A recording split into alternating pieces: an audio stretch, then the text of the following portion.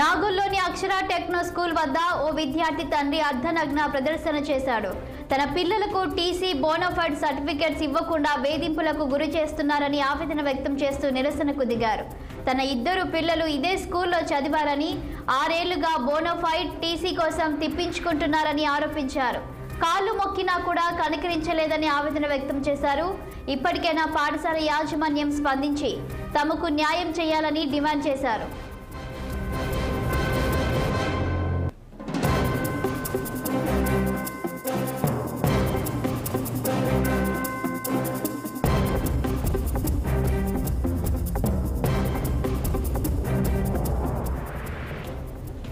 నాగూర్లోని అక్షర techno school వద్ద ఓ విద్యార్థి తండ్రి అర్ధనగ్న ప్రదర్శన చేశారు. ఇక దీనికి సంబంధించి మరింత సమాచారం మా క్రైమ్ రిపోర్టర్ నిర్మల అందిస్తారు.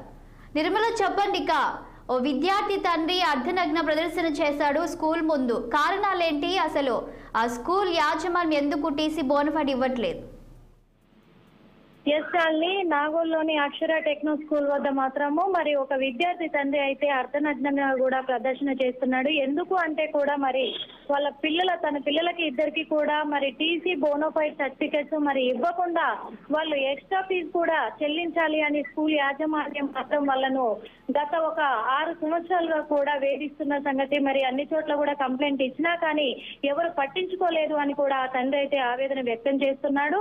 అందుకే మరి ఇక్కడ పోలీస్ స్టేషన్ లో కూడా మరి కంప్లైంట్ ఇచ్చినా గానీ వాళ్ళు కూడా పట్టించుకోవడం లేదు, ఎలాంటి స్పందన కూడా ఇవ్వట్లేదు. ఎందుకంటే ఇప్పుడు మరి ఈ స్కూల్ యాజమాన్యం ఎవరైతే ఉన్నారో వాళ్ళు పోలీసులతో కూడా మాట్లాడేసి కూడా పోలీసుల నోరు కూడా నొక్కేస్తున్నారు అని చెప్పేసి కూడా తండ్రి అయితే మరి ఆవేదన వ్యక్తం చేస్తున్నాడు. అందుకు అనుగుణంగానే ఇక ఏం చేయలేక ఆ తండ్రి మాత్రం మరి అర్ధనగ్నంగా కూడా స్కూల్ ముందైతే బైఠాయించి నిరసన వ్యక్తం చేస్తున్నాడు. నా పిల్లల బోనోఫైడ్ అలాగే టీసీ ఇవన్నీ కూడా మాకు ఇప్పించాలి అని చెప్పేసి కూడా తనైతే ఆవేదన వ్యక్తం చేస్తున్నాడు. అంతేకాకుండా మరి ఎందుకంటే యాజమాన్యం కాళ్ళు కూడా మొక్కాను నేను, అయినా వాళ్ళు కనకరించడం లేదు అని చెప్పేసి మరి ధర్మారెడ్డి మరి ఆ పిల్లల తండ్రి ఎవరైతే ఉన్నారో ధర్మారెడ్డి ఆయన అయితే పాపం అక్కడ తను ధర్నాను కూడా నిర్వహించాడు. మరి ఆ స్కూల్ ముందే బైఠాయించినా కానీ మరి యాజమాన్యం అయితే ఎలాంటి చర్యలు తీసుకోవడం లేదని కూడా తెలుస్తుంది శాలిని. అంతేకాకుండా మరి యాజమాన్యము మరి ఇతని ఆవేదనకి అర్థం చేసుకొని మరి చెల్లిస్తుందా లేకపోతే వాళ్ళకు బోనోఫైడ్ ఇస్తుందా లేదా అనేది కూడా